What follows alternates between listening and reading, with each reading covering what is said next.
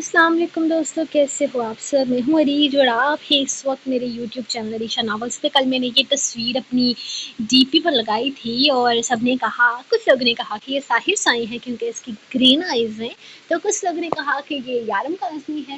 تو جناب for me, میں نے تو یارم کاظمی لگایا تھا، اور یارم کی آنکھوں کا کلر یہ ہے جو بیسکلی بلو کلر ہوتا ہے لیکن گرین کی شائن دیتا ہے، تو آنکھوں کے کلر چینج ہوتے رہتے ہیں اس میں، کبھی بلو کبھی گرین، کبھی بلو کبھی گرین۔ تو یہ ہیں وہ آئس جو کہ میں نے یارم کاظمی کی ناول میں بیان کی تھی۔ کہیں پر یارم لکھا تھا کہ وہ آنکھ اٹھا کر دیکھتا ہے تو وہ گرین کلر کی آنکھیں ہوتی ہیں، تو کہیں پر وہ آنکھیں اٹھاتا ہے تو وہ بلو کلر کی آئیز ہوتی ہیں۔ یہ ریفریکشن ہوتی ہے، مطلب کہ دھوپ سے، چھاؤں سے ان آئیز کا کلر چینج ہوتا رہتا ہے۔ بیسکلی یہ گرین کلر کا شیڈ ہوتا ہے، آئل گرین، لیکن اس میں آنکھوں میں نیلے رنگ کی بھی لائٹ نظر آتی ہے۔ تو یہ بہت دنیا میں کم لوگ ہیں جو کہ اس طرح کی آنکھوں کے مالک ہوتے ہیں۔ تو پہلے میں نے خاص مجھے پتہ نہیں تھا، مجھے بس یہ پتا تھا جب میں فرسٹ ناول کی بات کر رہی ہوں، تب مجھے خود خاص پتہ نہیں تھا کہ یہ کون سی آنکھیں ہوتی ہیں۔ تو بعد میں نے سرچ کیا تو مجھے پتہ چلا کہ ان آنکھوں کا نام اور گرین ہے، اور پھر میں نے اپنے یارم کی آنکھوں کو کلیئر کیا کہ بھائی نیلی اور بلو کلر بار بار اس لیے چینج ہوتا ہے کیونکہ اس کی اور گرین آئیز ہیں۔ تو میں بھی اب آپ لوگ سمجھ گئے ہوں گے کہ یارم کی آنکھوں کا کلر کون سا ہے، تو دیکھ لیجیے جناب، یہ ہے آپ لوگوں کا یارم فور می۔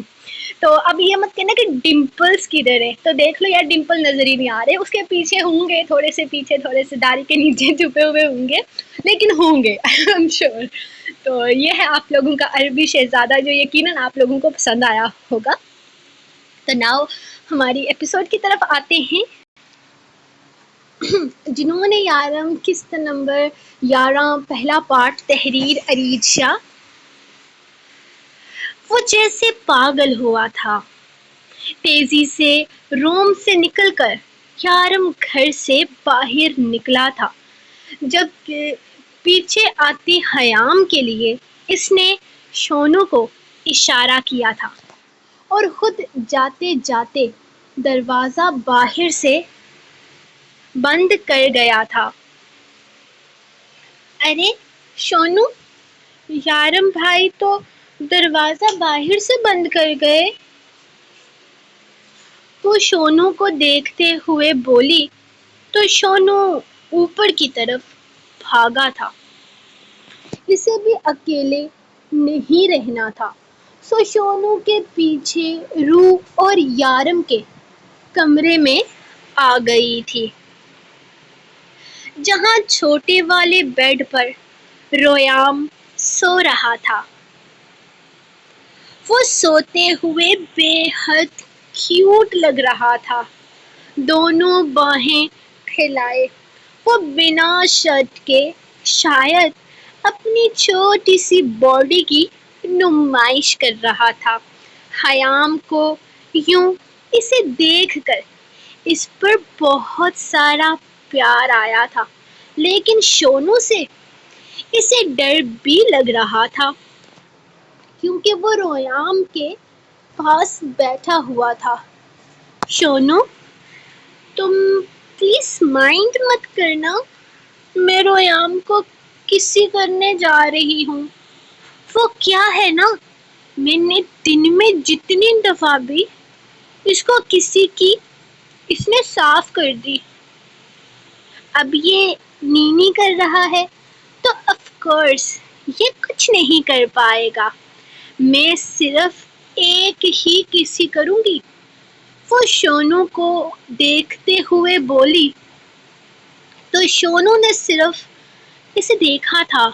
حیام اس کی طرف سے ہاں سمجھ کر رویام کے پاس آتی، اس کے پھولے پھولے سرخ گال پر کس کرنے لگی تھی، اس سے پہلے کہ وہ موقع کا فائدہ اٹھا کر اس کا دوسرا گال بھی چوم لیتی۔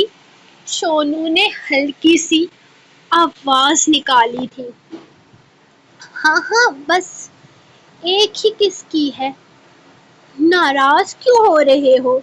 وہ فوراً پیچھے ہٹی تھی، جبکہ وہ کسی باڈی گارڈ کی طرح اس کے سر پر سوار ہو گیا تھا۔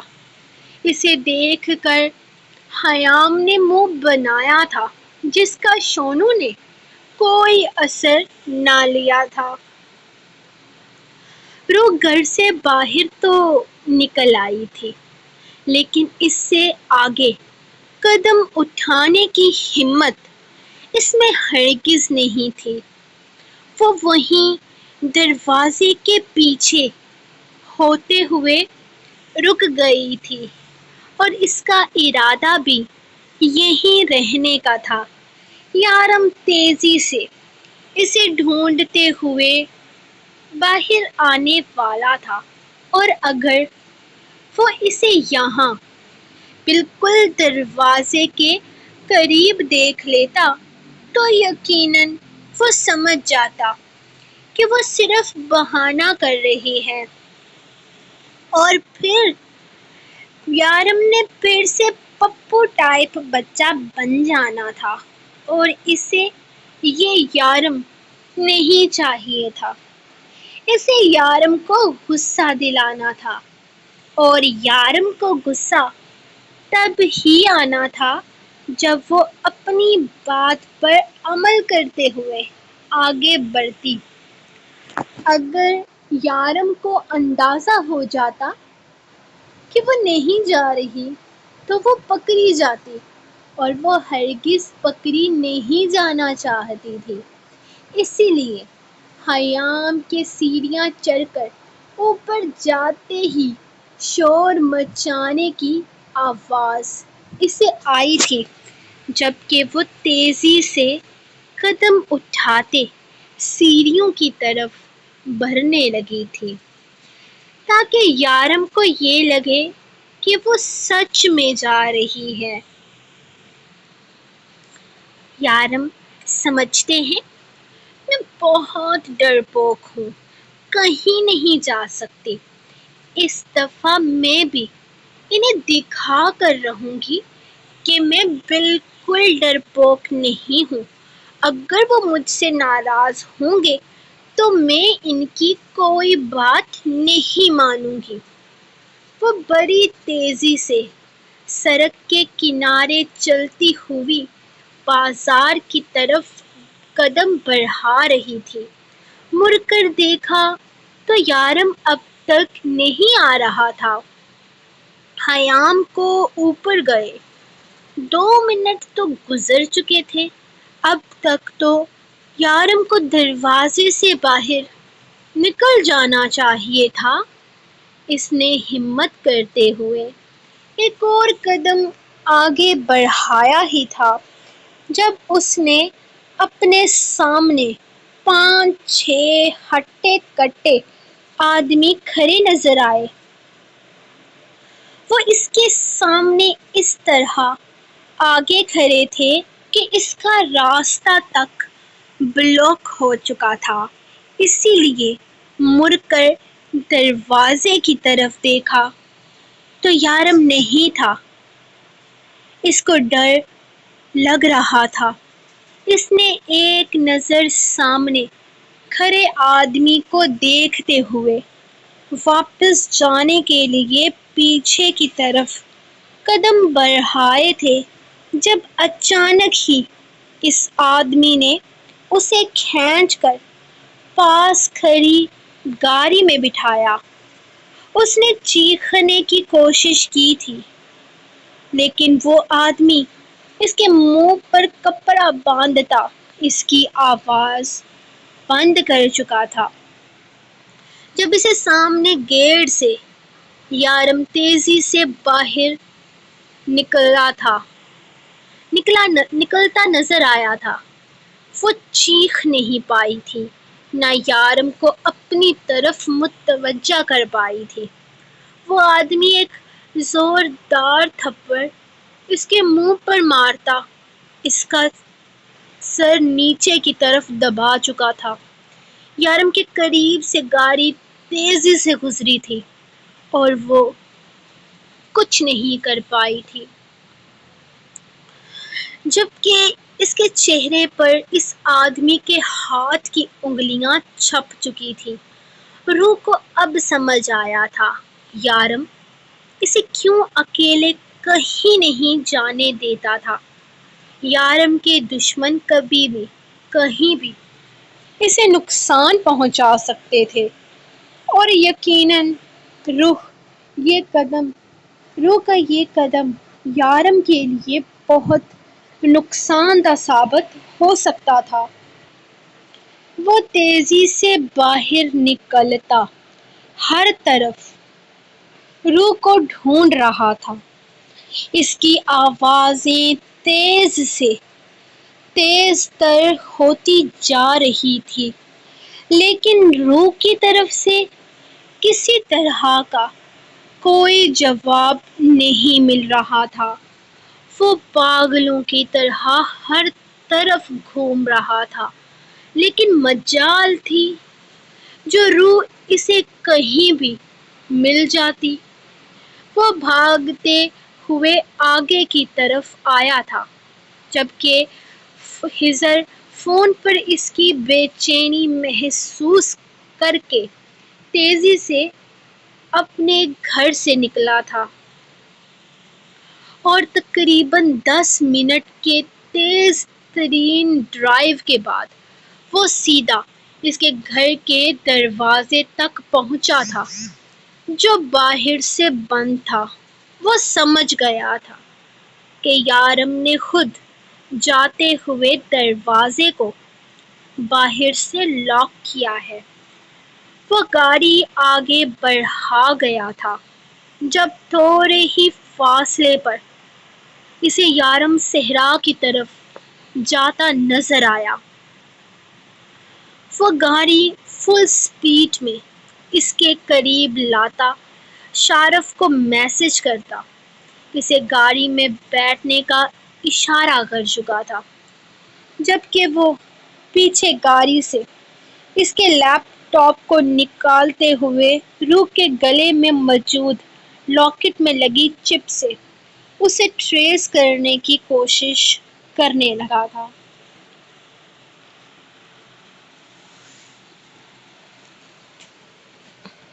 کون ہو تم لوگ؟ اور مجھے یہاں کیوں لائے ہو؟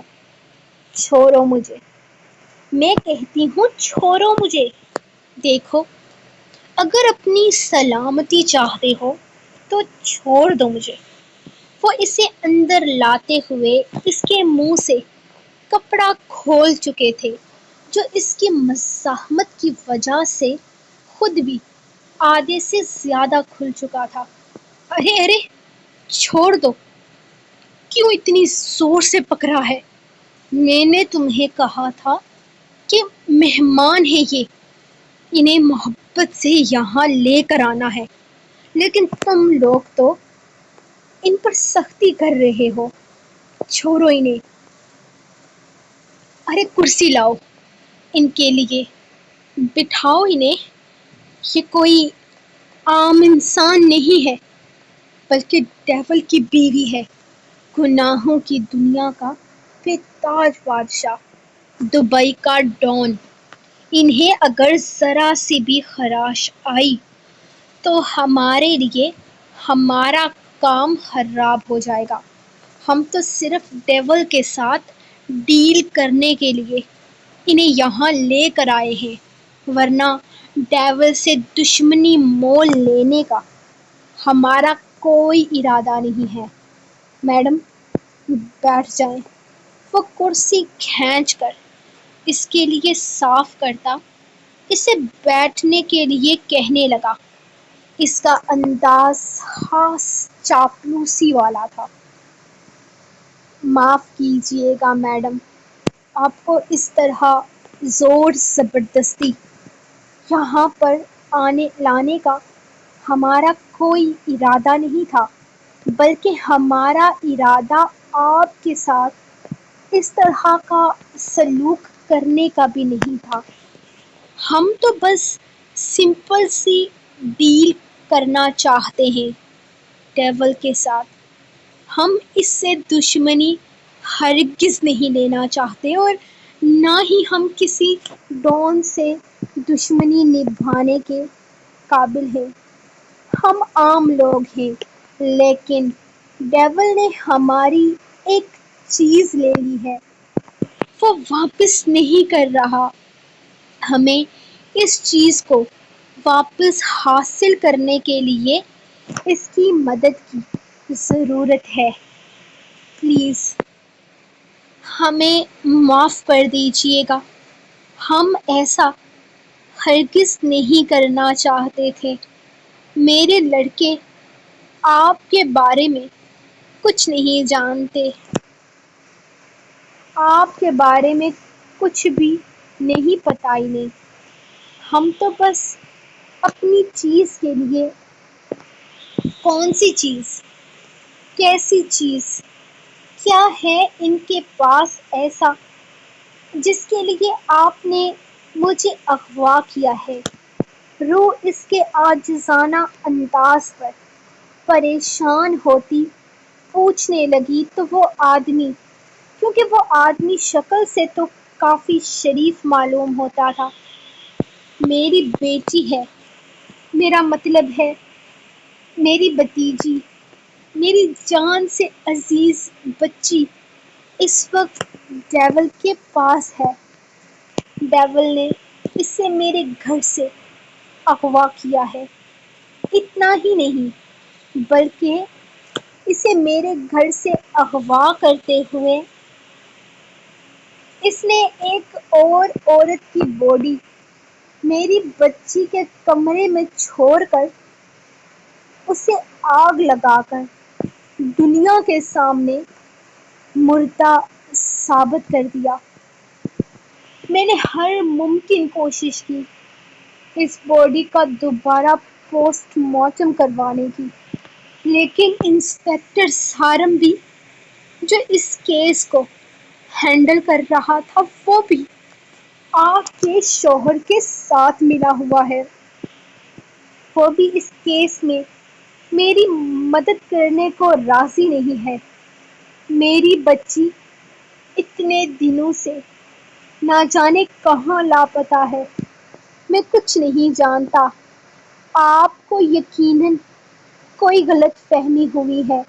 وہ اس آدمی کی باتوں سے سمجھ گئی تھی کہ وہ ہیام کے بارے میں بات کر رہا ہے، لیکن وہ ہرگز اسے نہیں بتانے والی تھی کہ ہیام اس وقت ان کے گھر پر ہے۔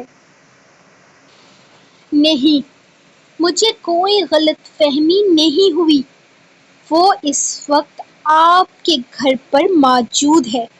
میرے آدمیوں نے خود ہزر کو اسے وہاں لے جاتے دیکھا ہے۔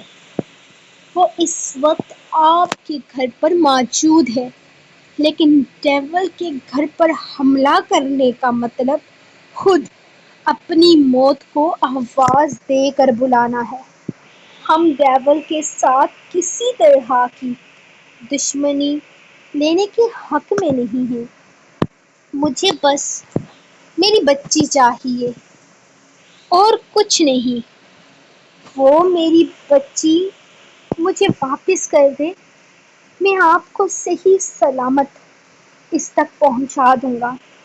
وہ اسے دیکھتے ہوئے بولا تھا، آپ کو لگتا ہے کہ وہ آپ کا انتظار کریں گے کہ کب آپ مجھے میرے گھر تک پہنچائیں گے؟ آپ کو لگتا ہے اگر میں گھر سے غائب رہوں گی تو میرا شوہر مجھے ڈھونڈنے کے لیے کچھ نہیں کرے گا؟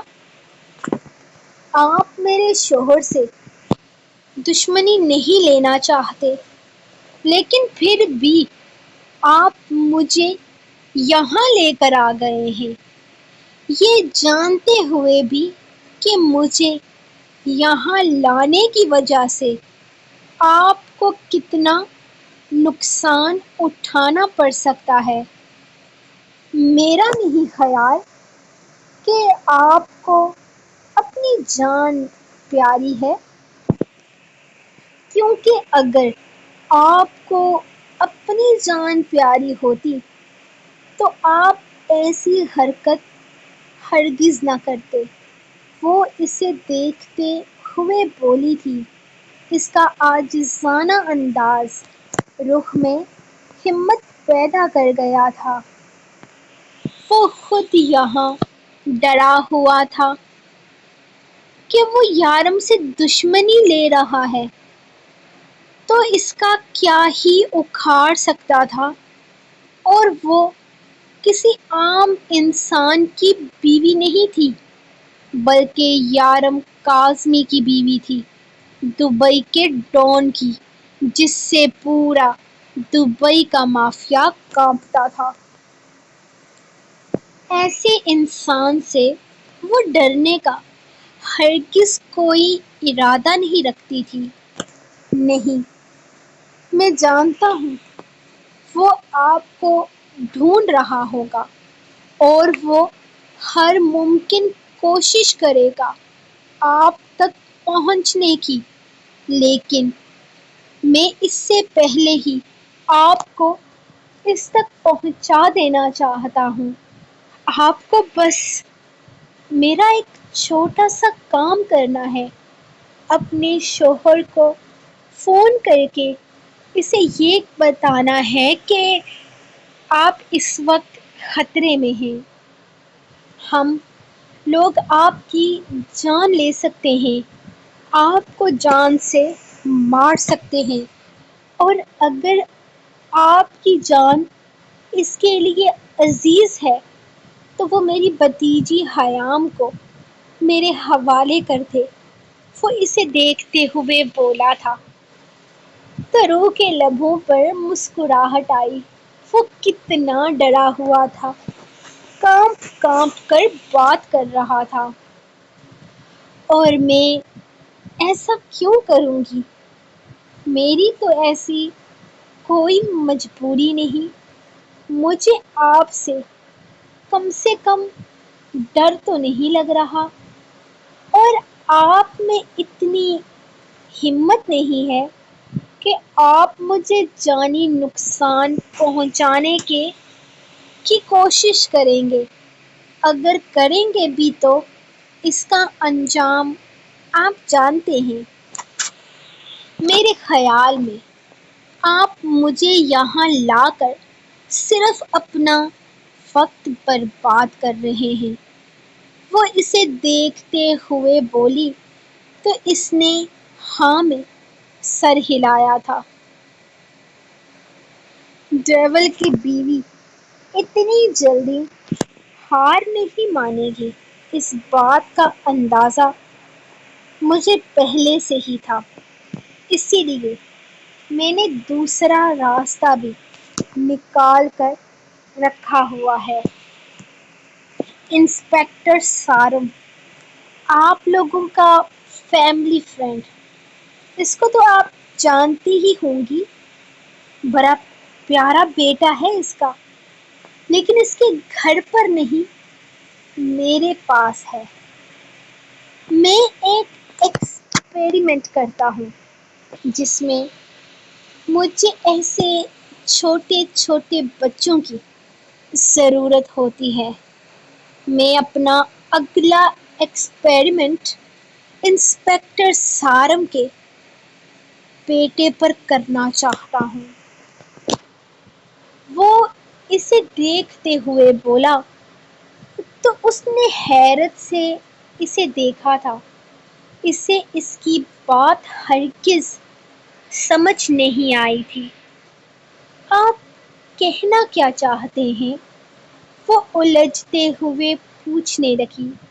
شاید آپ میرے ایکسپیریمنٹ کے بارے میں کچھ نہیں جانتی۔ خیر کوئی بات نہیں، میں آپ کو بتاتا ہوں۔ میں ایک موم تیار کرتا ہوں جس سے ہم ڈیتھ باڈی کو زندگی بھر کے لیے اپنے پاس محفوظ رکھ سکتے ہیں۔ میں نے کافی لوگوں کے لیے یہ ایکسپیریمنٹ کیا ہے، لیکن اس ایکسپیریمنٹ کو ہمیں اصل باڈیز پر پہلے کسی اور کی باڈی پر استعمال کرنا پڑتا ہے۔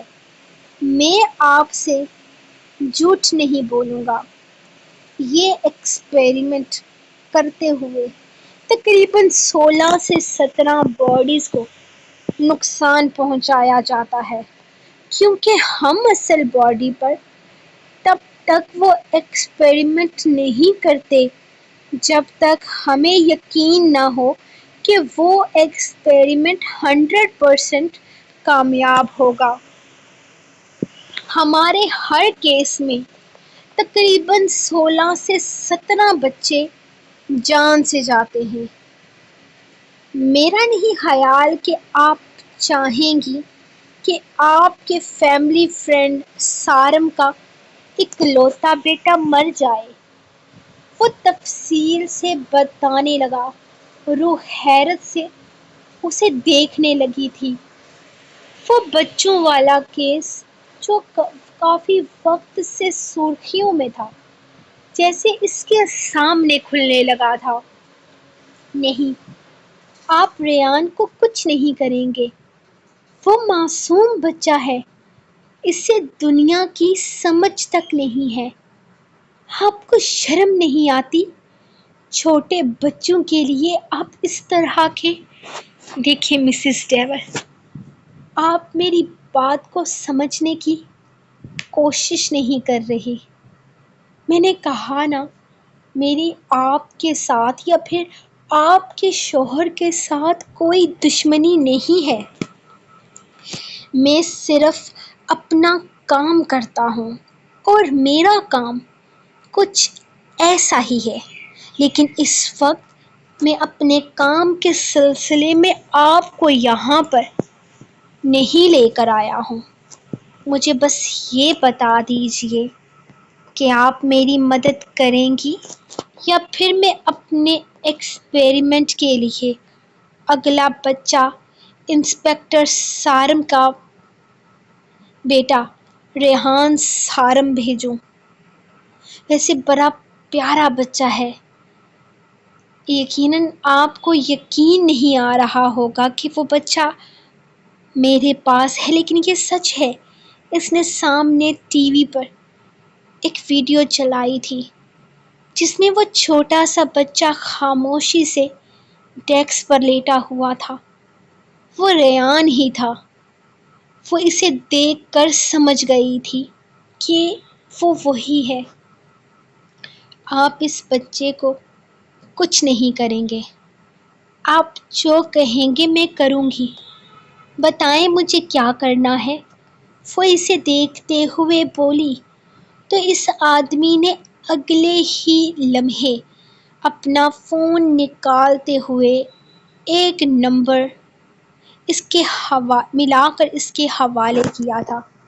نمبر تو یارم کے دوسرے فون کا تھا جو وہ اپنے کام کے دوران استعمال کرتا تھا، لیکن اسے کال کرنے کی ضرورت ہی نہ پڑی تھی۔ باہر سے اچانک گاڑی رکنے کی آواز آئی تو روح نے فون کان سے لگایا فون اتار لیا تھا۔ وہ آ گئے ہیں، وہ اسے دیکھتے ہوئے بولی تو اس نے بے یقینی سے دروازے کی طرف دیکھا تھا۔ اتنا پرسکون ماحول تھا کہ کوئی اندازہ بھی نہیں لگا سکتا تھا کہ یہاں ڈیول کی بیوی کو اغوا کیا گیا ہے۔ ازمیر احمد کے باڈی گارڈز اچانک سے اس کے آگے پیچھے جمع ہوئے تھے۔ یقیناً اسے جانی خطرہ تھا، جبکہ روح کرسی چھوڑ کر اٹھ کھڑی ہوئی تھی۔ آہستہ آہستہ قدموں کی چاپ اندر تک سنائی دے رہی تھی۔ ازمیر کے ماتھے سے پسینہ پھوٹتا دیکھ روح کے لبوں پر مسکراہٹ بکھر گئی۔ جب دروازے پر رک کر یارم نے اندر کا منظر دیکھا تھا، تقریباً 11 سے 12 گارڈز تھے اور بیچ میں وہ کھڑا ڈر سے کانپ رہا تھا، جبکہ روح پاس رکھی کرسی کے قریب کھڑی تھی۔ تم گھومتے گھومتے یہاں آ گئی روح بیبی، میں نے تمہیں آئس کریم لینے بھیجا تھا، اغوا ہونے کے لیے نہیں۔ وہ اندر داخل ہوتا پرسکون انداز میں بولا، وہ میں یارم ان لوگوں نے ریان ان کے قبضے میں ہے، یہ ریان کو مارنے کی دھمکی دے رہے ہیں۔ روح اسے دیکھتے ہوئے بولی تھی، اس وقت یارم کے غصے سے کہیں زیادہ اس کے لیے ریان کی جان قیمتی تھی، اور ان لوگوں کا انداز بتا رہا تھا کہ وہ سچ میں چھوٹے بچوں کا قتل کرتے ہیں۔ یہ میرا سوال نہیں ہے، میں نے تمہیں کہاں بھیجا تھا، تم یہاں کیوں آئی؟ وہ اس کے پاس آ کر سوال کرنے لگا۔ باقی لوگوں کو اس نے اس طرح سے نظر انداز کیا تھا جیسے کوئی وہاں موجود ہی نہ ہو۔ وہ میں تم گھر سے کیوں نکلی روح؟ وہ آہستہ سے اس کے لبوں پر اپنا ہاتھ رکھتا اگلا سوال کرنے لگا، یارم تمہاری یہ غلطی ناقابل معافی تھی ہمیشہ سے، اور آج بھی تمہاری یہ غلطی معاف نہیں کی جائے گی۔ ہزر، روح کو گھر چھوڑو۔ اس کے جواب کا انتظار کیے بغیر وہ پیچھے کی طرف دیکھتے ہوئے کہنے لگا، یارم ریان۔ ہزر، تم نے سنا نہیں میں نے کیا کہا؟ وہ دہارا تھا، جبکہ اس کی دہار پر جہاں ازمیر کی کپکپاہٹ میں اضافہ ہوا تھا وہیں روح بھی لرز کر رہ گئی۔ چلو روح، یہاں سے چلو۔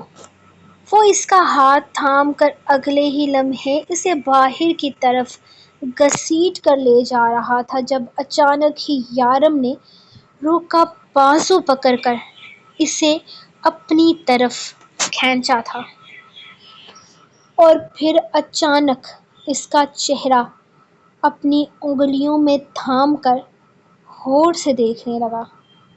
اس کی انگلیوں پر یارم کے نشان، اس کے چہرے پر انگلیوں کے نشان چھپے تھے۔ کس نے تم پر ہاتھ کس نے اٹھایا؟ وہ اس سے سوال کرنے لگا، جبکہ روح کو تو یاد بھی نہیں تھا کہ اس پر ہاتھ کس نے اٹھایا تھا۔ میں نے مارا ہے تیری بیوی کو، کیا کرے گا؟ اور یہ ڈراوا کس کو دکھا رہا ہے؟ لے، ادھر کھڑا ہوں میں، اکھاڑ لے جو اکھاڑنا ہے۔ ایک آدمی آگے آتے ہوئے تیزی سے اس کی طرف آتا، اس کا گریبان پکڑ کر اسے اپنی طرف کھینچنے لگا۔ یارم کا سارا دھیان روح کے گال پر تھا، اس کی نگاہیں اب تک روح کے چہرے سے ہٹی نہیں تھیں۔ بول نا، کیا کرے گا؟ بتا، کیا اکھاڑ لے گا میرا؟ یہ سب لوگ تجھ سے ڈر کیوں رہے ہیں؟ ایسی کون سی توپ چیز ہے تو؟ لے، مجھے بتا، کیا اکھاڑ لے گا؟ میں نے مارا ہے تیری بیوی کو۔ وہ اس کا گریبان پکڑے بولے جا رہا تھا جب اچانک ہی یارم نے اپنے گریبان پر ہاتھ رکھتے اس کے ہاتھ کو اپنی مٹھی میں جکڑ کر اچانک اسے ایسے انداز میں گھمایا تھا کہ اگلے ہی لمحے اس اندھیرے کمرے میں اس آدمی کی چیخیں گونجنے لگی تھی۔ اس کا بازو ٹوٹا نہیں تھا بلکہ دھڑ سے الگ ہو گیا تھا۔ اچانک خون خرابہ ہوا تھا۔ وہ گارڈ پیچھے کی طرف قدم اٹھا گئے تھے جبکہ ازمیر احمد کے کپ کپاہٹ میں مزید اضافہ ہوا۔ اس کے ماتھے کا پسینہ ماتھے تک ہی محدود نہیں رہا تھا، اس کا پورا جسم ٹھنڈا پڑنے لگا تھا۔ تو نے میری روح پہ ہاتھ اٹھایا۔ تجھے جاننا ہے نا کہ میں تیرا کیا اکھاڑوں گا؟ تو سن، جب تک تجھے موت نہ آ جائے، جب تک تو خود اپنے لیے موت کی دعائیں مانگ مانگ کر موت کے گھاٹ نہ اتر جائے، تب تک یارم کاظمی تیرے جسم سے روح کھینچتا رہے گا۔ وہ اچانک اس کو سر کے بالوں سے دبوچ کر اپنے قریب کرتا اس کے منہ میں ہاتھ ڈالتے ہوئے اس کے جبڑوں کو چیر چکا تھا۔ اس کے دونوں ہونٹوں کے کنارے پھٹنے کی وجہ سے خون و خون ہو گئے تھے۔ اس کا چہرہ خون سے تر تھا، جبکہ یارم کا زوردار مکہ اس کے آنکھ کے کنارے کو پھاڑ کر اس کے چہرے کے زخموں میں اضافہ کر گیا تھا۔ خضر، لے جاؤ اسے یہاں سے، وہ چلایا تھا۔ اس کا وحشی روپ دیکھنے کی ہمت تو روح میں بھی نہ بچی تھی۔ وہ اگلے ہی لمحے خضر کا ہاتھ تھامتی اس کے سینے سے لگی وہاں سے باہر نکل گئی تھی، جبکہ اس کے جسم کی کپ کپاہٹ یارم نے محسوس کی تھی۔ وہ آدمی زمین پر پڑا شاید بے ہوش ہو چکا تھا جب یارم نے ایک ٹھوکر مارتے ہوئے اسے پیچھے ہٹایا تھا اور قدم ازمیر کی طرف بڑھائے تھے۔ وہ آہستہ آہستہ قدم اٹھاتا دیوار سے جا لگا تھا، جبکہ اس کے گارڈز یارم کے آگے پیچھے اپنا گھیرا بنا چکے تھے۔ میں وعدہ کرتا ہوں، میں ان سب کو زندہ چھوڑ دوں گا سوائے اس کے۔ وہ اپنے قدموں میں موجود آدمی کے سینے پر اپنے پیر رکھے ہوئے بولا تھا۔ ہاں ہاں ہاں، تم لے جاؤ، اس کو لے جاؤ، میں ریان کو چھوڑ دیتا ہوں، ابھی چھوڑ دیتا ہوں۔ وہ اس کے ابھی انسپکٹر سارم کے گھر پہنچ جائے گا، میں ابھی اس کو پہنچاتا ہوں، مجھے چھوڑ دو۔ وہ زمین پر بیٹھا ہاتھ جوڑتے ہوئے گر گرا رہا تھا۔ ہاں، میں تمہیں چھوڑ دوں گا کیونکہ میری تمہارے ساتھ کوئی دشمنی نہیں ہے۔ میں فی الحال تمہیں جان سے نہیں مارنا چاہتا۔ ابھی تو تم نے مجھے بہت سارے راز بتانے ہیں، تم نے مجھے بتانا ہے تمہارے اس کالے کام میں کون کون شامل ہے۔ میں کبھی ایک مچھلی پر ہاتھ نہیں مارتا، میں پورے سمندر پر ہاتھ مارتا ہوں تاکہ پورے سمندر کو اپنے قبضے میں لے کر تباہ کر سکوں۔ ریان کو تم چھوڑو گے اور وہیں چھوڑو گے جہاں سے تم نے اٹھایا ہے۔ تم نے رات کے 11:30 بجے انسپکٹر سارم کے گھر میں خاموشی سے گھستے ہوئے اس کے بیٹے کو اس کے کمرے سے اغوا کروایا اور پھر اسی خاموشی سے واپس آ گئے جس خاموشی سے تم گئے تھے۔ انسپکٹر سارم CCTV کیمرہ میں دیکھ چکا ہے۔ اس نے مجھے فون کیا اور کہا، ڈیول، میری بیوی کو پتہ چلنے سے پہلے میرا بیٹا میرے گھر میں واپس آ جانا چاہیے۔ یہ دوستی ہے میری ازمیر احمد، میرے دوست کے بچے کو خراش بھی آئی تو میں تمہاری سلطنت تباہ کر دوں گا۔ تم نے مجھے کہا کہ اس نے مجھے کہا کہ اس کا بچہ 3 گھنٹے کے اندر گھر پر چاہیے تو مطلب چاہیے۔ تو اب تم نے یہ دیکھنا ہے کہ تم ریان کو واپس وہاں کیسے چھوڑو گے۔ وہ اسے دیکھتے ہوئے بولا تو اس نے فوراً کرسی سے اپنا موبائل اٹھاتے ہوئے جلدی جلدی نمبر ملایا تھا۔ اس کے ہاتھوں کی کپکپاہٹ وہاں موجود سب لوگوں کو ڈیول کی وحشت کا پتہ دے رہی تھی۔ اگر ان کا باس ہی ڈیول سے اتنا خوف زدہ تھا تو پھر کیسے ممکن تھا کہ وہ کوئی عام انسان ہوتا؟ اور جو حالت زمین پر پڑے ان کے ساتھی کی تھی وہ بھی ان سے چھپی ہوئی نہیں تھی۔ ہیلو، ریحان کو واپس انسپکٹر سارم کے گھر میں چھوڑ دو، بنا کسی طرح کا شور شرابہ کیے۔ جس طرح وہ بچہ سو رہا تھا اس بچے کو بالکل ویسے ہی اس گھر میں چھوڑ کر آؤ۔ تو تمہارے پاس صرف 10 منٹ ہیں۔ وہ چلاتے ہوئے فون بند کر چکا تھا۔ دوسری طرف سے نہ جانے کیا سوال کیا گیا تھا لیکن اس کا جواب ازمیر نے نہیں دیا۔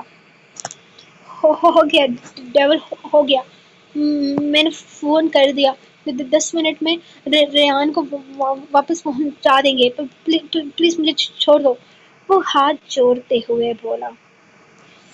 اگر رگوں میں دم نہیں تھا مقابلہ کرنے کا تو مجھ سے دشمنی کیوں مول لی؟ ازمیر احمد، تمہیں پتہ ہے اگر تم کوئی چھوٹا موٹا نقصان پہنچاتے مجھے تو میں تمہیں چھوڑ دیتا۔ تم نے میری بیوی کے گال پر انگلیوں کے نشان چھوڑے، میری بیوی کو تھپڑ مارا۔ وہ اس کے پاس زمین پر بیٹھتے ہوئے پوچھنے لگا تھا۔ اس کا ڈر اسے دیوار کے اندر گھسنے پر مجبور کر رہا تھا لیکن یہ ممکن نہیں تھا۔ مجھے معاف کر دو ڈیول، مجھے معاف کر دو۔ تم اس آدمی کا بازو توڑ دیا، بلکہ اکھاڑ دیا جس نے تمہاری بیوی پر ہاتھ اٹھایا تھا۔ مجھے معاف کر دو، مجھ سے غلطی ہو گئی، میں دوبارہ ایسا کبھی نہیں کروں گا۔ میں صرف خیام کو نام مت لینا، خیام میری بہن ہے۔ تم میری بہن کو میرے گھر سے اٹھانے کی پلاننگ کرتے ہوئے میری بیوی کو اغوا کر کے اس پر ہاتھ اٹھاؤ گے۔ وہ دہارا تھا۔ معاف کر دو، خدا کے لیے معاف کر دو ڈیول، بہت بڑی غلطی ہو گئی، خدا کے لیے معاف کر دو، پلیز مجھے جان سے مت مارنا، پلیز مجھے جان سے مت مارنا، میں سب کچھ چھوڑ دوں گا، میں ہر برا کام چھوڑ دوں گا، پلیز پلیز مجھے چھوڑ دو۔ وہ ہاتھ جوڑے منتیں کر رہا تھا۔ تم چھوڑو یا نہ چھوڑو میرا کوئی واسطہ نہیں ہے۔ تم نے میری بیوی کے گال پر تھپڑ مارا، اس کے گال پر انگلیوں کے نشان ہیں۔ تمہارے آدمی نے یہ جانتے ہوئے کہ وہ ڈیول کی بیوی ہے میری بیوی پر ہاتھ اٹھایا، میری بیوی پر، یارم کاظمی کی بیوی پر ہاتھ اٹھایا۔ وہ بار بار اپنی بات دہرا رہا تھا جیسے اسے بتا رہا ہو کہ اس نے کتنی بڑی غلطی کی ہے۔ تم اسے جان سے مار ڈالو، تم اس کو جان لے لو، لیکن مجھے چھوڑ دو، اس کو منع کیا تھا میں نے کہ ڈیول کی بیوی کو عزت سے لانا ہے، اس کو چھونا نہیں ہے، اس کو ہاتھ نہیں لگانا، بس دور دور سے اچھے سے اس کو یہاں لانا ہے۔ ہم نے تو اس کو باندھا بھی نہیں تھا، وہ کانپتے ہوئے بولا تھا، جبکہ یارم نے اچانک ہی اسے بالوں سے پکڑ کر اپنے قریب کھینچا۔ تم چاہتے ہو میں تمہیں زندہ چھوڑ دوں؟ وہ اس کی آنکھوں میں آنکھیں ڈالے بولا تو ازمیر نے ہاں میں سر ہلایا تھا، جبکہ ہاں میں سر ہلانے سے اسے اپنے بال کھنچتے ہوئے محسوس ہوئے تھے۔ ڈیول کی گرفت اتنی سخت تھی کہ اسے اپنے بال اکھڑتے ہوئے محسوس ہو رہے تھے۔ گڈ، میں تمہیں زندہ چھوڑ دوں گا، وہ کہتے ہوئے اٹھ کر کھڑا ہو گیا، جبکہ اس کا اس طرح سے دور ہونا ازمیر کو جیسے دوسری سانس دے گیا تھا، جیسے ایک نئی زندگی دے گیا تھا۔ وہ جلدی سے دیوار کا سہارا لیتا، اٹھ کر کھڑا ہوتا، اسے دیکھنے لگا تھا۔ اسے یہ دشمنی ختم کرنی تھی۔ اپنے پارٹنرز کے کہنے پر یارم کی بیوی کو اغوا کر کے اس نے دنیا کا سب سے غلط کام کیا تھا۔ یارم آگے پیچھے ہر طرف نگاہیں گھما رہا تھا، جب اس نے تھوڑے فاصلے پر پڑی لکڑی کو اٹھایا۔ کسی کے پاس رومال ہے؟ اس نے وہاں موجود لوگوں سے پوچھا تو ایک جھٹکے میں 3 سے 4 رومال اس کے سامنے پیش کر دیے گئے۔ یارم نے اپریشیٹ کرنے والے انداز میں ان کے ہاتھ سے رومال لے کر اس ڈنڈے کے کونے پر باندھا تھا، اور پھر اپنی جیب سے لائٹر نکالتے ہوئے اس نے اس کپڑے کو آگ لگائی تھی۔ ازمیر، میری بیوی پر ہاتھ اٹھا کر تمہارے آدمی نے بہت بڑی غلطی کی، جس کی سزا اسے آخری سانس تک ملے گی، لیکن تمہارے آدمی نے اس کا یہ حال کیا اور ان سب کی موجودگی میں اس پر ہاتھ اٹھایا، تو ان سب کو سزا تو ملے گی نا؟ اور تمہاری سزا یہ ہے کہ تم ابھی میری آنکھوں کے سامنے اپنا یہ چہرہ جلاؤ گے، صرف لیفٹ سائڈ سے، جہاں میری بیوی کو جو تکلیف ہوئی ہے، صرف وہیں تمہیں تکلیف پہنچانا چاہتا ہوں۔ میں تمہیں اس تکلیف سے گزارنا چاہتا ہوں جس سے میری بیوی گزری ہے۔ تمہیں اپنی جان پیاری ہے نا؟ تو یہ لو، پکڑو اور اپنا چہرہ جلاؤ۔ میری آنکھوں کے سامنے تمہارا چہرہ جلے گا، تب ہی میرا غصہ ٹھنڈا ہوگا۔ وہ جلتی ہوئی مشعل اس کی طرف بڑھاتے ہوئے کہنے لگا تھا، جبکہ ازمیر نفی میں سر ہلاتا ایک دفعہ پھر سے دیوار میں گھسنے لگا۔ نہیں ڈیول، نہیں، اس نے صرف تھپڑ مارا تھا۔ تم تو چہرہ جلانے کی بات کر رہے ہو، میں خود کو گولی مار لیتا ہوں تو تمہاری آنکھوں کے سامنے۔ اس نے پیچھے سے بندوق نکالتے ہوئے اپنے بازو پر رکھی تو یارم استزیہ انداز میں ہنسا تھا۔ تمہاری گولی مارنے سے میری روح کو سکون نہیں ملے گا ازمیر احمد، نشان میری بیوی کے چہرے پر ہے۔ اپنے چہرے پر گولی مارو گے؟ تم نے میری بیوی کو تکلیف پہنچائی ہے، اور اس تکلیف کا ازالہ تمہیں کرنا ہوگا۔ یہ آدمی تو آخری سانس تک تڑپے گا، آخری سانس تک مجھ سے اپنی موت کی بھیک مانگے گا۔ لیکن تمہارا کیا، جس کو میری بیوی کی حفاظت کرنی چاہیے تھی، تم اسے اغوا کر رہے تھے، تو یہ تو یاد رکھنا تھا نا کہ وہ کون ہے۔ تمہیں یہ تو پتا ہونا چاہیے تھا نا کہ تم نے کسی عام انسان کی بیوی کو نہیں اٹھوایا، بلکہ یارم قاسمی کی بیوی کو اٹھوایا ہے، اور تمہیں اپنی جان پر کھیل کر اس کی حفاظت کرنی ہے، کیونکہ وہ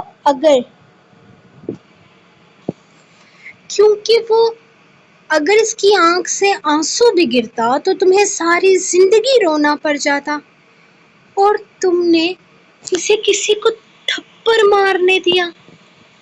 تم سزا کے حقدار ہو۔ اب بتاؤ، موت یا اپنا چہرہ؟ وہ اسے دیکھتے ہوئے بولا۔ میں وہ کچھ کہنے ہی لگا تھا جب اچانک وہ اس کا چہرہ دبوچ کر اپنے قریب کرتا رومال اپنے ڈنڈے سے رومال اتار کر اس کے چہرے پر مل گیا۔ اس آدمی کی حالت دیکھتے ہوئے ایک آدمی تیزی سے دروازے سے باہر نکلنے کی کوشش کرنے لگا کہ وہیں سے کرسی اٹھا کر اس نے رکھ کر اس کے سر پر دے ماری تھی۔ کوئی یہاں سے باہر نہیں جا سکتا، تم سب کی ایک ہی سزا ہے، آسان سزا دے رہا ہوں۔ ارے موت کے حوالے نہیں کر رہا تم لوگوں کو، زندہ رہو گے۔ بس تم لوگوں کو وہ تکلیف سہنی ہے جو میری بیوی نے سہی۔ میری بیوی کے چہرے پر تھپڑ مارنے سے پہلے سوچنا تھا نا کہ ڈیول جب سزا دیتا ہے تب وہ انسان نہیں ڈیول بن جاتا ہے۔ وہ اسے دیکھتے ہوئے بولا جب تیزی سے خضر اور شارف وہاں داخل ہوئے تھے۔ اتنی دیر لگا دی آنے میں، وہ ان دونوں کو گھور کر بولا تھا۔ روح بہت ڈر گئی تھی، وہ بہت زیادہ گھبرائی ہوئی تھی۔ میں اسے گھر چھوڑ کر سیدھا یہاں آیا ہوں۔ خضر اسے دیکھتے ہوئے بولا۔ کیا کہا تم لوگوں نے؟ ان لوگوں نے میری روح کو ڈرا کر بھیجا ہے؟ وہ پیچھے کی طرف مڑ کر بولا تو سارے گھبرا کر پیچھے ہٹے تھے۔ اب تک تو صرف تھپڑ لگنے کا ہمزانہ بکت رہے تھے، اب اس کی بیوی خوفزدہ بھی ہو گئی تھی۔ ازمیر چہرے پہ ہاتھ رکھے زمین پر بیٹھا تڑپ رہا تھا۔ اس کی چیخ و پکار اندھیرے کمرے میں ہر طرف گونج رہی تھی۔ وہ اس کی طرف بڑھنے لگا تھا جب اچانک پولیس کی گاڑی کے سائرن کی آواز سے غصے سے اس نے خضر کو دیکھا۔ انسپکٹر سارم۔ وہ اپنے چہرے سے ہاتھ ہٹاتا اپنے جلے ہوئے چہرے کے ساتھ بڑی مشکل سے بول پایا تھا۔ یارم نے غصے سے مٹھیاں بھیجی جب شارف کے فون پر میسج ریسیو ہوا۔ میسج سارم کا ہی تھا۔ وہ کہہ رہا تھا، اس جگہ سے نکلو، پولیس وہاں چھاپہ مارنے والی ہے۔ لگتا ہے بیٹا واپس ملنے کی خوشی میں پاگل ہو گیا ہے، دھوکہ دے گیا کتا، خضر نے غصے سے ببھرتے ہوئے کہا تھا۔ اب اور کوئی چارہ نہیں تھا۔ خضر نے غصے سے پاگل ہوتے یارم کو پکڑ کر اسے گھسیٹا تھا، جبکہ وہ غصے میں اپنا آپ چھڑاتا خضر کو بھی زخمی کر چکا تھا، لیکن خضر اس وقت اسے یہاں سے نکال رہا تھا۔ ازمیر خوشی سے پاگل ہو رہا تھا۔ آج پولیس نے پہلی دفعہ صحیح وقت پر آ کر ان کی جان بچا لی تھی۔ وہ یارم کو گھر کے دروازے پر چھوڑ کر گئے تھے، جبکہ یارم دروازے پر قدم رکھتا اندر داخل ہونے کے بجائے اپنی گاڑی کی طرف بڑھا تھا۔ اس کا غصہ ٹھنڈا نہیں ہوا تھا۔ اس کی بیوی کو تکلیف پہنچا کر وہ لوگ سکون کی نیند کیسے سو سکتے تھے؟ اس کی بیوی کا گال ساری رات درد کی شدت سے جلتا رہتا اور وہ لوگ سکون کی نیند سوتے۔ ایسا تو ممکن ہی نہیں تھا۔ ہاں، ایسا ممکن نہیں تھا۔ یارم کاظمی کے قانون میں ایسا ممکن نہیں تھا۔ ڈیول، خدا کے لیے! اندر ٹارچر روم سے عجیب طرح کی آوازیں آ رہی تھیں، تقریباً سامنے کی طرف۔ 11 وجود کے جسم کے حصے پڑے تھے، کسی کی ٹانگیں، کسی کے بازو، کسی کے ہاتھ، کسی کی انگلیاں، کسی کی گردن۔ ازمیر، دیکھو نا، کتنے وقت سے میں نے یہ بلیڈ استعمال نہیں کی، یہ زنگ آلود ہو گئے ہیں، کسی کام کے نہیں رہے یہ۔ وہ اپنے ہاتھوں کی 5 انگلیوں میں بلیڈز چڑھائے اس آدمی کی ٹانگ کاٹنے میں مصروف تھا، لیکن وہ ٹانگ کٹ ہی نہیں رہی تھی کیونکہ اس کے بلیڈز کام نہیں کر رہے تھے۔ دیکھو نا، اچھے ہانسے چھوڑ دیے تھے میں نے، کہا تھا صرف چہرہ جلاؤں گا، تم لوگوں کی زندگی بخش دوں گا، لیکن نہیں، یہ خوش ہو رہے تھے۔ انسپکٹر سارم کے آنے پر انہیں لگ رہا تھا یہ زندہ بچ گئے ہیں۔ مجھے ایسے لوگ پسند نہیں ہیں، بالکل پسند نہیں ہیں۔ ارے تم کھڑے کیوں ہو گئے؟ بیٹھ جاؤ، آرام سے بیٹھ جاؤ، تمہاری باری تھوڑی دیر کے بعد آئے گی، بلکہ اینڈ پر تمہاری باری آئے گی، آرام سے، سکون سے، تم تو باس ہو نا۔ اور مسکرا کر اپنے ڈمپلز کی نمائش کرتا واپس اس آدمی کی طرف متوجہ ہوا تھا۔ اب کی دفعہ اس کی ٹانگ کاٹنے میں کامیاب ہوا تو چہرے پر سکون آ گیا تھا۔ فائنلی! بس کروں یا اور پیس بناؤں؟ تمہیں کیسا گوشت پسند ہے؟ چھوٹا چھوٹا یا بڑا بڑا؟ وہ مسکراتے ہوئے اس سے پوچھتا بالکل کوئی وحشی، کوئی پاگل لگ رہا تھا، جبکہ سامنے بیٹھا ازمیر بار بار اٹکیاں کرتا اس کا یہ وحشت ناک روپ دیکھ رہا تھا۔ وہ سچ میں ڈیول تھا، بلکہ ڈیول سے بھی کوئی اوپر کی چیز، جبکہ دل ہی دل میں دعا مانگ رہا تھا کہ اس کے اس تک پہنچنے سے پہلے اسے موت آ جائے، یارم کے ہاتھوں سے مرنے سے پہلے وہ اپنی موت مر جائے۔ اب اس کی باری، اس کے لیے بالکل نئے فریش بلیڈز استعمال کروں گا۔ آخر اس کا ہاتھ بہت خاص ہے، میری روح پر یہ ہاتھ اٹھایا ہے اس نے، اس کے ہاتھ کو تو سزا ملنا چاہیے نا۔ اف، لیکن کتنا گند ہے، کتنا کچرا! اف، میرا دماغ گھوم رہا ہے، کتنا گند ہے یہاں، سانس نہیں آ رہی مجھے۔ وہ اٹھ کر کھڑا ہوتا ان سب خون خرابے سے نفرت کھاتے ہوئے بولا، تم سے بھی سانس نہیں لی جا رہی ہوگی، جب تک میں تمہاری سانس نہیں روک دیتا تب تک مر مت جانا، میں خود ماروں گا تمہیں۔ چلو چلو، باہر چلتے ہیں، چلو آؤ، زمین سے اٹھو، آؤ آؤ، باہر چلتے ہیں۔ وہ اس کے پاس آتا ہتھ کڑی کھول کر اسے گھسیٹتے ہوئے باہر لے گیا تھا، جبکہ اس کا پورا جسم خون کی بوندوں جسم سے خون کی بوندیں نیچے گر رہی تھی، اس کے پورے کپڑے خون آلود ہو چکے تھے۔ باہر آتے ہوئے اس کی کرسی کھینچ کر ازمیر کو بٹھایا تھا، جبکہ اپنے پاس فون پر تیزی سے کسی کا نمبر ملایا۔ ہزر نے فون اٹھاتے ہی سب سے پہلے یارم کا نمبر اپنے فون پر چکمگاتے دیکھا تھا۔ ہیلو یارم، خیریت تو ہے؟ تم ٹھیک تو ہو نا؟ تم ابھی تک سوئے نہیں؟ 3:30 بجے کا وقت ہے۔ اسے پتا تھا یارم سکون کی نیند نہیں سوئے گا۔